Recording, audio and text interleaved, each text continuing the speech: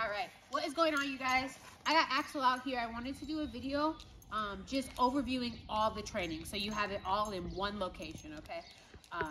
First, I'm going to start off just by talking about the system that we taught him, and then I'm just going to build from there, okay? So what is the system? What do we do? What does he understand, right? What he understands is we have agreements happening. So I say his name and I ask him to do something, and he knows that he has a choice in that moment. He can choose to do it and he can choose not to do it, right? And if he chooses to listen the first time, he's a good boy and we move on with our life. He also understands that if he doesn't do it, then I'm gonna give him a correction. I'm gonna say, hey buddy, try it again, we're gonna do it. And at the end, he's still gonna do it and he's still gonna be a good boy. So he's into something. I'm not too sure what this smell is, but I don't really want him doing it. So this is a really good time to talk about using the obedience in real life, okay? And we're gonna come back to this at the end, but real quick, I don't want him doing this. Axel, come, place. I'm gonna send him to his place bed so he stops eating the ground, right? And then he's expected to stay here. But anyways, so I asked him to do something and he does it, and he's a good boy. And if he doesn't do it, then I correct him and then he still ends up doing it, right? Now, place. Good boy. Now, I want to break down the words that we use because that's also important because he understands what these words mean. So Axel is no longer just his name. It's a command, right? So when giving commands, I say, if he's not doing this, which is staring holes into my soul, I say his name first, and then I say my command. Now, if he's already staring at me like, hey, what do you want? What do you want?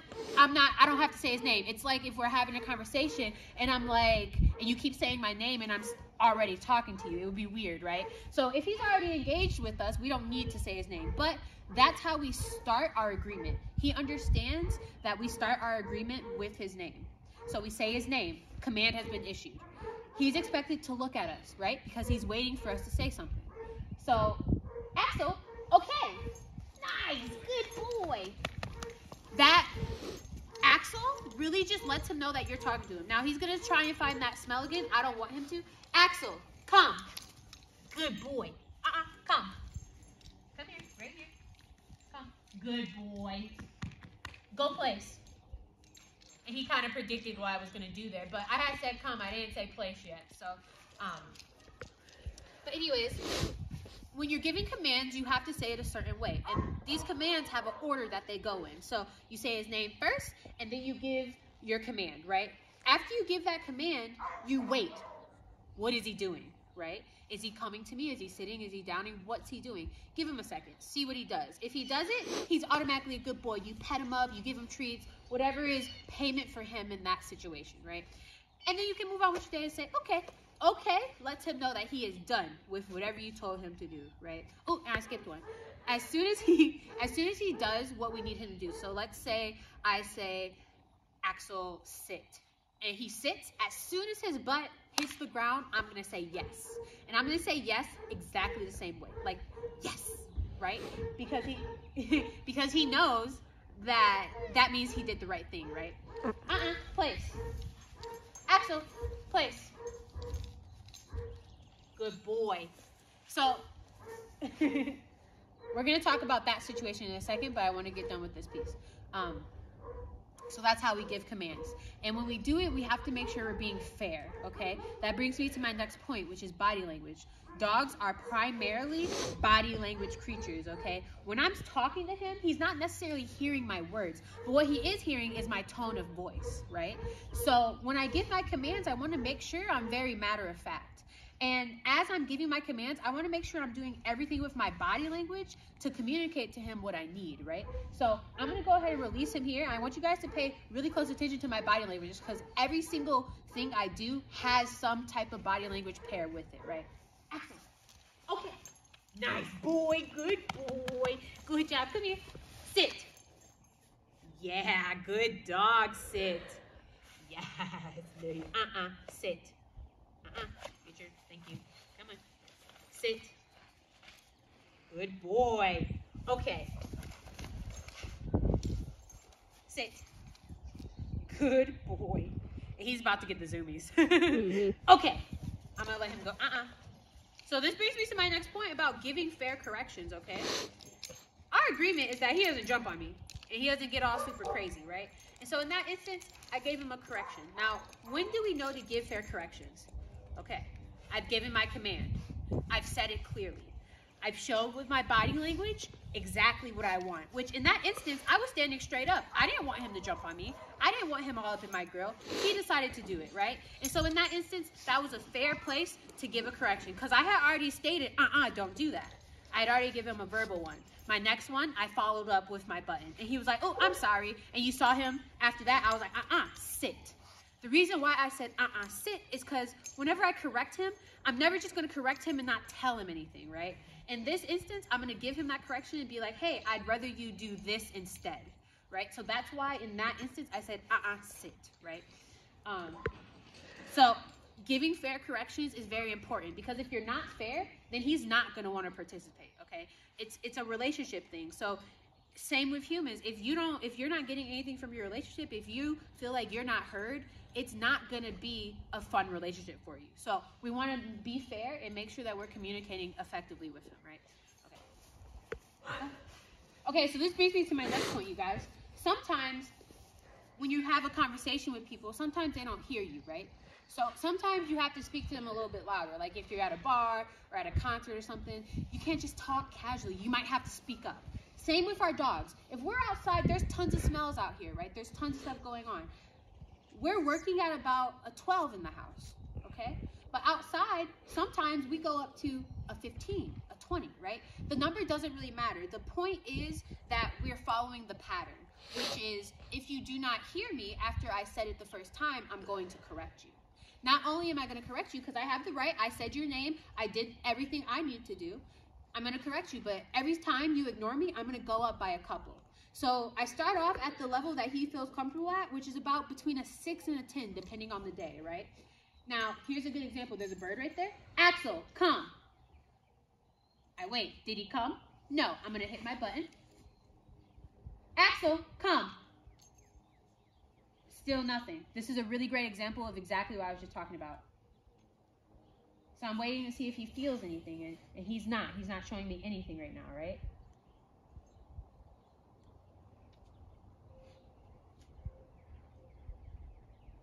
Axel, come. Yes, good boy. Good boy. Good boy. Wow, good job. Good job, buddy. Oh, I'm sorry. Did I pinch you? I'm sorry. I'm sorry.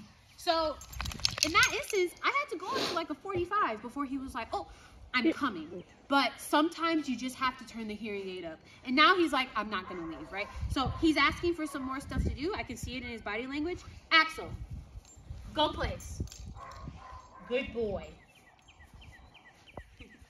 So that was a really great example of that, okay? Sometimes that's going to happen. That's okay. But you notice how I was waiting for him to show a sign of him feeling it. And as soon as he did, then I was like, Axel, come. And as soon as he made that decision to start coming towards me, I stopped pressing the button. That part is really important because in his mind, he's making the right choice. And if you still hit the button while he's making the right choice, then he gets more confused, okay? So I'm going to go ahead and release him and see if he remembers what just happened. Axel, okay. Good boy. I'm going to let him get distracted in the smell. I'm going to keep talking, and randomly I'm going to call him again and see if he learned from the last time. Wow, good boy. He's trying to be a good boy. He's showing me that. So, good job, Axel. I'm going to give him a treat for that. He's really trying to be good. So, if you guys notice, I haven't used my treats at all. I've had them the whole time. But at this point in his training, he has to work very hard for treats, right? So, let's see. I covered body language. Calm brain. Calm brain. This is exactly what calm brain is, right? It's taking a dog at liberty, doing whatever they want, and bringing them into obedience, right? How do we do that? Well, it's kind of overview from what I just said.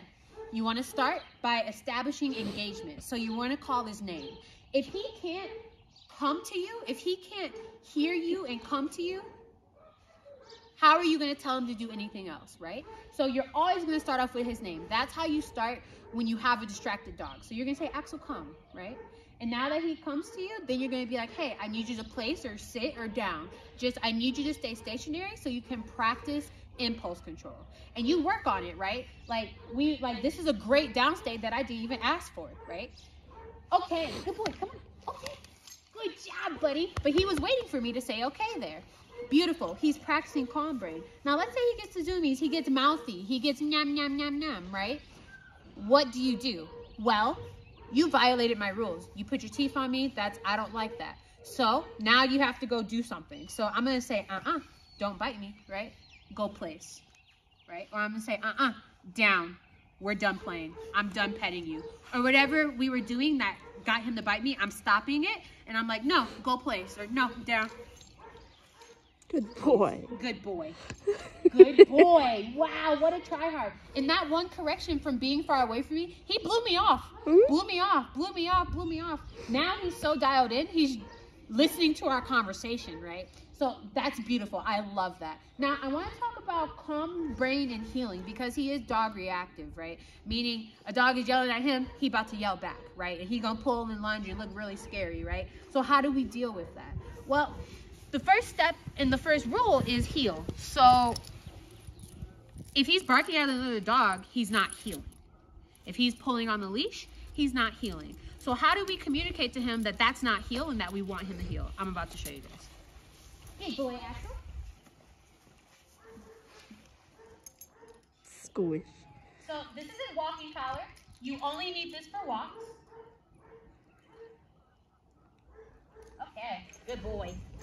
Now, some people are a little more lax. I'm pretty military. So when I'm on an official walk and I call a heel, I want him to be literally right here, okay? Now, as we're walking around, if there's another dog, what I'm going to do is, like, let's say there's a dog over here. I'm going to go this way, and I'm going to say, let's go heel. And let's say he's not reacting to that dog. Well, let's say now all of a sudden that dog starts barking and he starts getting crazy about it. Come on, buddy. That's a good boy. As long as he's not reacting to that dog, he's a good boy. But the second he does, that's not heel. So I'm going to use my leash and I'm going to make a correction, all right? Now, I've been talking a lot about corrections, but I've been using my e-collar. Now that we have a leash, I can show you guys what a leash correction looks like. Heel. So as long as he's around here and he's not pulling on my leash, I'm happy. Good boy. Come on. I want you guys to notice how I kind of use the leash to keep him in my space. Now, if he were to pull on me, I'm going to make a really quick jerking motion back towards me to let him know, hey, get off of my leash, don't pull on me, right? So I'm going to see if I can get him to pull a little bit here. He's smart. Yep. Good boy. Bet you the orange ball will get it. Huh? The ball? Oh, yeah. Yeah. Heel. Pardon So me right while there, I actually used my button for that. He grabbed my leash, and I don't want him to do that, so I said, I told him to heel. Good boy. Heel. Heel. Good boy. Good boy, Axel. So that was a really good example of an e-collar correction while we're on a walk, okay? He was away from me. I hit my button. I told him heel. As soon as he made the effort to start coming back into my space, I let the button go. Sit. Yes. Good boy. Now, that ball is a real big distraction. We're going to walk by it again. And this time, I'm going to use my leash, okay? Heel. If I need to. Oh, wow. He avoided it. He was like, I'm not even going towards that ball. Good Blair, boy. go ahead and kick that ball again for me, please. Yep. See if he does it again.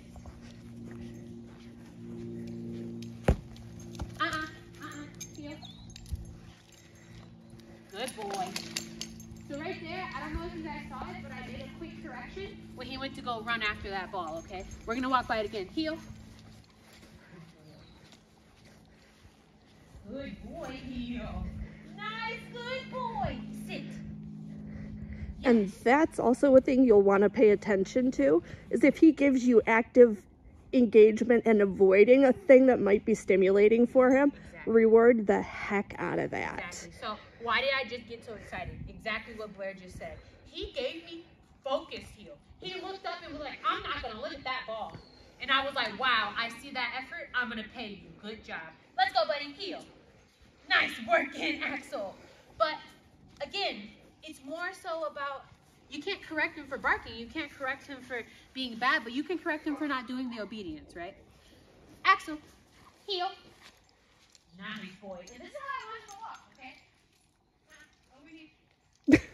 Yes. Good boy. I just don't want him to pull on my leash, okay? And you guys can make this as tight or as loose as you would like. Some people give their dog the whole leash. They just don't want them at the end of it, you know? It's up to you guys, but you now have the tools to adjust where he's walking, right? And how do we do that? With our leash. So again, I'm going to show you guys a correction. So if I'm the dog, right here, and this is my handler, and we're walking along, and I'm like, oh, a squirrel. As soon as I make this line tight, as the handler, this is my hand, I'm going to bring my line in just a slight bit and go like that. That lets the dog know, hey, where are you going? Come back this way. And they look back up at you, and they come back into your space, and you're like, good dog, good heel. That's how you would make a correction when you guys are on a walk, okay? I'm pretty sure I covered just about everything. Let me talk about place. We've done a lot of videos about place, but I'm just going to go over it again so we have it in this video. Axel, good boy, go place. The place bed is a wonderful, sort of think of it as a docking station, okay? So if you,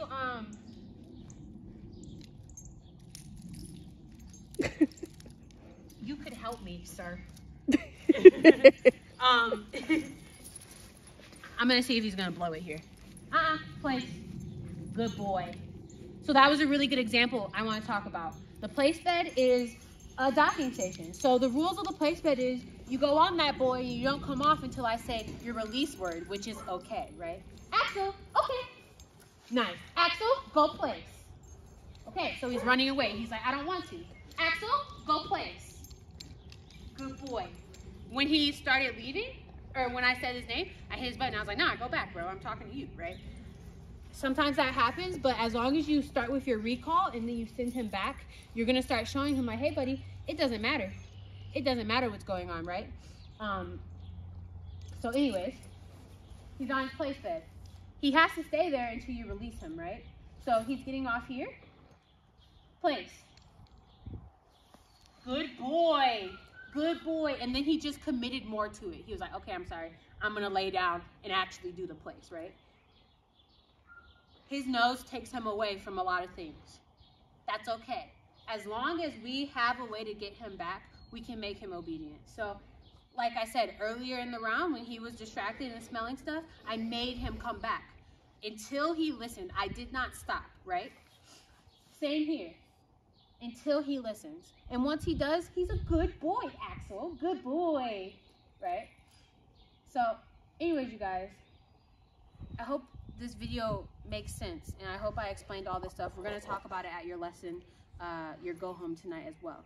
But as far as the place bed goes, it's going to be useful for UPS drivers, for people coming over, all of that stuff. It's going to be so useful to just have a place to, hey, you stay there while I go do my other stuff. You guys are bringing in groceries, hey, Axel, go place.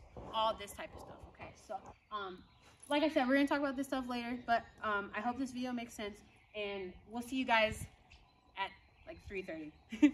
Bye.